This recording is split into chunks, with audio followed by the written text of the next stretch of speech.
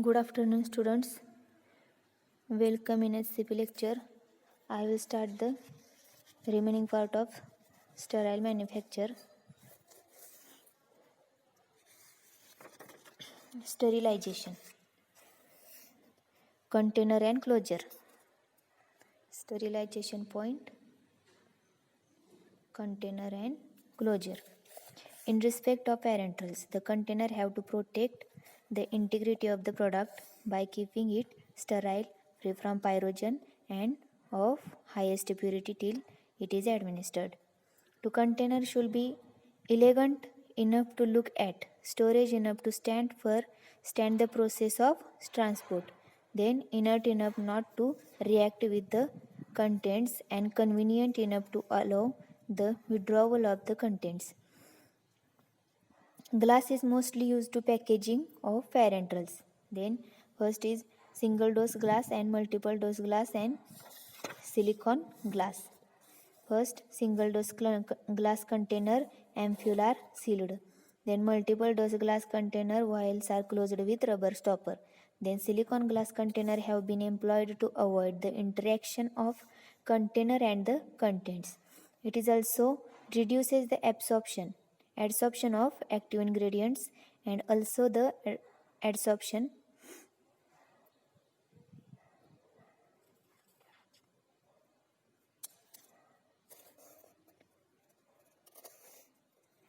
Then it prevents the aggregation of colloidal particles at the surface of glass. Then large volume fluid are preferably packed in the plastic containers these days. They are based on the polyethylene or polypropylene and these containers can be autoclaved.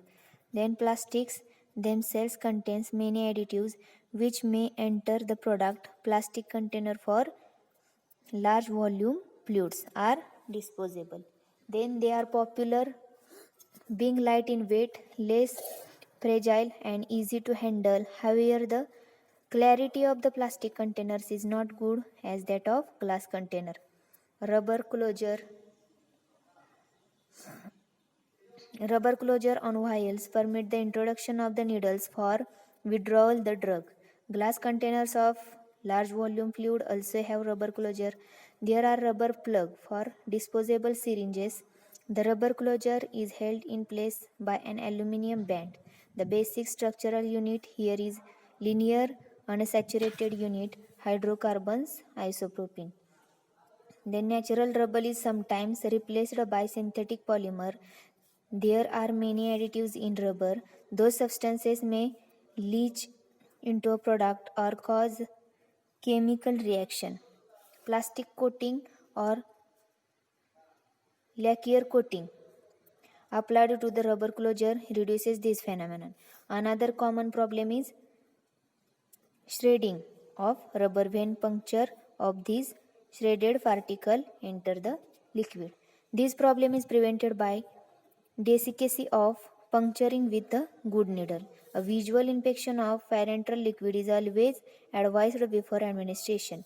Rubber closure should not change when sterilized and should stand the sterilization process and should register permeability. It should be enough to allow the entry of the needle but hard enough not to get shredded.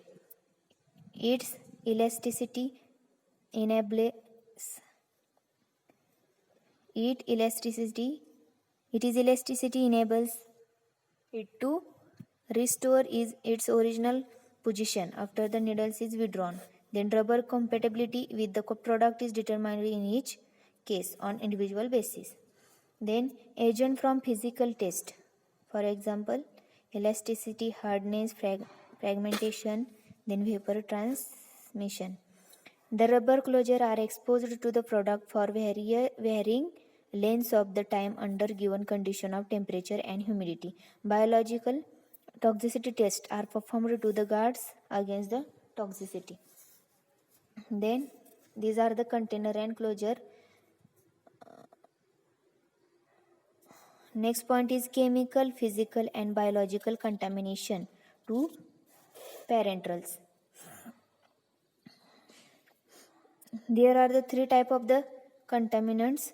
First is chemical contamination, second physical contamination, and third is microbial contamination. Now see, the first is chemical contamination. In chemical contamination, it occurs due to the impurities present in the compounds. It can also occur due to the cross contamination with other chemicals. In this chemical contamination, it occurs due to the impurity present in compound. It can also due to the cross contamination with other chemical. Then solute used in the parentals should be especially highest possible purity. Then there are some compound available in the special parental grades. Then next is physical contamination. In physical contamination, particulate matter is commonly found physical contaminant. The source may be the solution itself or the compounds making it. Then it may come from the process of production or from the equipments used for the production. Then personnel employed or environment may also be causes for it. Then possibilities of physical contamination are wide occurring during packaging by the administration device during the processes to prepare the product. Almost all these may be contributing factors. Then particulate matter could be the following types: rubber, metal, plastic particles, then cellulose, cotton fiber, then undissolved chemicals, dandruff, then diatoms and rust, etc. Then large volume particles is the 50 microgram or micro or more, 50 micro or more, are visible to the naked eye. Then whereas smaller size particles are detectable only by the special method which is called as image analyzer method. Then next is microbial contamination. Since it is the absolutely essential for all parentals to be sterile have been subjected to sterility tests. Then this is not a guarantee for total freedom from microbial contamination. Sterility tests are based on the principle of sampling. Hence, each unit of batch are not tested. Then microbial contamination is possible because contamination present on the anatomy of personnel in the environment and equipment and in the unit year. Okay. Then raw material, etc. It can occurs at pre-manufacturing stage, in process stage and post-process stage. Then microbial contamination is most hazardous and may take its toll on a life. Then after identifying the exact source of the source contamination, ways and means to counter then can be easily advised. Okay, this is all about the chemical, physical and biological contamination of parenterals. There are the three types. First is chemical contamination, second physical contamination, and third is microbial contamination. Then now see, the next point is ultra clean ampoule vials cleaning system. Then operation and benefits. First we have seen the operations of ultra clean. The system operates on the ultrasonic principle. Warm water get filled in ampoules, then or vials in the system. The centrifuge action follow to remove demineralized water completely from the ampoules or vials, also removing the detached contaminant. The procedure is repeated. Then loading of ampoule and vials in stainless steel trays. These trays are loaded on the system at loading or unloading point. Then the fixture containing trays move on to ultrasonic chamber and get immersed in the DM water. Then ultrasonic action start and the continue for the fixed time. Okay. Then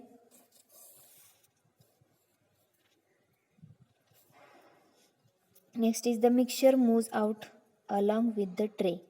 Tray go to centrifuge chamber for centrifugation. Then the fixture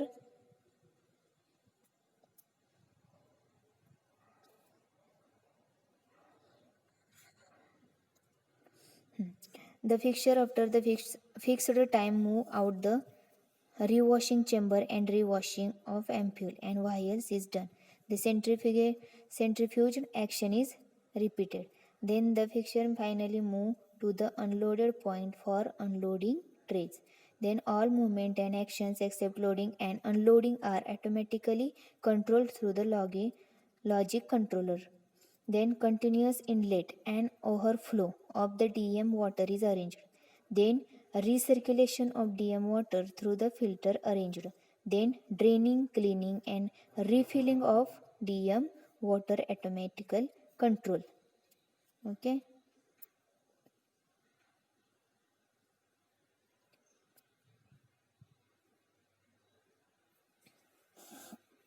Then benefits of the ultra clean. First is fully automatic operation involving only the one preparation. Then cleaning rate 500 to 1000 ampules or vials per minute depending on different size. Then no compressed air, nozzles, needles or jets. Then improved cleaning standards, thus saving on rejection.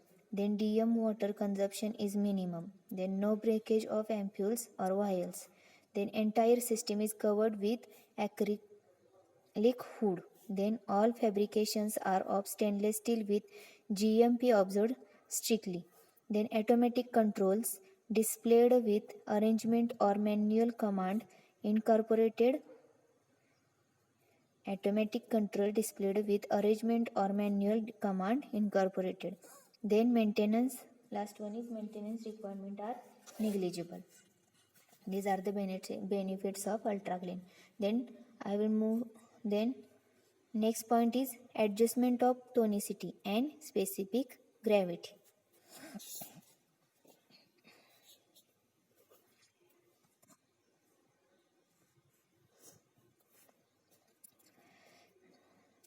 If RBCs are introduced into the water or saline solution, there is an osmotic flow between the water and RBCs with the resultant swelling of RBCs. They get ruptured ultimately means hemolysis. Okay. Then parenterals are made isotonic with other body fluids so that they do not lead to hemolysis. The additives in parenterals may contribute to the hemolysis. The additives in parenterals may contribute to the hemolytic characters of the solution. For hypotonic solutions, the osmotic pressure increases due to sodium chloride and dextrose. Then increases in the isotonicity also results in the reduction of pain at nerve endings. Then normal saline is the 0.9% of sodium chloride is isotonic with blood. Then isoosmotic solutions are not always isotonic. The ultimate test of the isotonicity is the testing of the product in vivo. Then hypertonic solution lead to granulation of cells which again attain normalcy once osmotic pressure becomes equal. In case of intraspinal injections, in inducing spinal anesthesia, this is more important. Specific gravity of injections may be more, less, or equal to the specific gravity of CSF, which taken as 1.0059 at 37 degrees Celsius. Okay. Then evaluation of parenterals. Stringent quality control of parenterals is necessary since they are introduced into the body directly. It is for this purpose that they are specifically subjected to sterility test and pyrogen test. The other test is common to all other pharmaceuticals. All pharmaceuticals. Okay, this is the evaluation of parenterals. Then next point is sterility testing.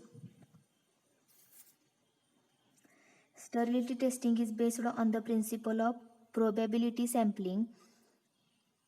I describe the procedure of sterility test. The test material sample is transferred aseptically into a nutrient media, and it is incubated for the suitable period of time at optimum temperature.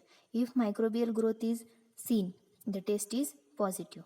Then if there is no microbial growth, then test is negative. The presence of bacteriostatic agent in the product can also be the cause of misleading result, is negative. Then in such case the product is diluted to such an extent that the bacteriostatic agent is rendered ineffective. Then while testing antimicrobials, that is penicillin, use penicillinase for sulfates. Then use PABA. Certain solid and oily materials give rise to turbidity, which may be mistaken as microbial growth. Test medium should itself be sterile. Then it should also be the conducive to microbial growth. Then simultaneous checking of the media is also necessary. The test media when incubated should not show growth of microbes. The culture of microbes when inoculated show positive test it is being conducive for such growth. Then the test is repeated once or twice, even when the test result is negative. The test is repeated once or twice, even when the test result is negative. Even for the positive test, repeating is necessary to prevent the possibility of accidental contamination. Okay. Then pyrogen testing. The metabolic product, that is metabolites or microbes, live or dead, are called as the pyrogens, which give rise to pyretic reaction in the body characterized by the feeling of unconsciousness, headache, and elevated body temperature. It may be associated with chills. In a chemical sense, pyrogens are lipopolysaccharides, water soluble but not soluble in organic solvent. Okay, then water soluble pyrogens are not eliminated by the usual sterilization method like filtration or autoclaving. Parenterals are expected to be absolutely free from the pyrogens. As such, in a test, rabbits are taken as the test animals. Then considering it high susceptibility of the pyrogens, then sample of the drug under the test are administered as injection into the ear vein of 3 rabbits to observe the pyretic response characterized by the rise in temperature. The sample passed the test when there is no rise in temperature exceeding 0.6 degree Celsius in case of any rabbit during the 3-hour period. How many? 3-hour periods after the injection. Alternatively, the sum of rise for 3 rabbits does not exceed 1.4 degrees Celsius. Then, formerly the rectal temperature of the rabbits in the pre-test period was observed. Then these days our recording are done by automatic devices. The pyrogen test is conducted preferably separately for the vehicle and the final product. Then another test is called Limulus test, where a test sample solution is mixed with a cell lysate from the amoebocytes of horseshoe crab. Then coagulation of endotoxin present will be done by the protein fractions of the amoebocytes, resulting in gel formation. It is less laborious and more sensitive than the rabbit test. These are the pyrogen testing. Then clarity testing. In clarity testing, parenteral solution should have no particulate matter for which its in pyrogen testing, parenteral solution should have no particulate matter for which its visual inspection against direct lighting by contract method is generally done. Then reference may also be made of called method. Then counter, this has been used for the detection of the particulate matter. Then leakage testing. The sealed containers are dipped in colored solution, that is methyl blue 1%, and a negative pressure is produced. Then alternative test consists of the autoclaving of the ampoules in a dye bath. Then the hot ampoules from the autoclave are quickly dipped in cool bath of dry solution. Vials and bottles are never subjected to the liquor test. Okay. Here are the complete chapters: sterile manufacturing. Here are the important questions of this chapter. Okay.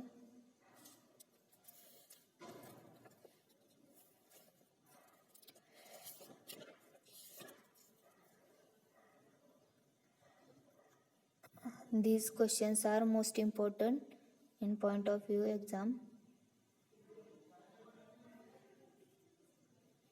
Okay. So after watching this video, we all students are able to answer this question. Thank you.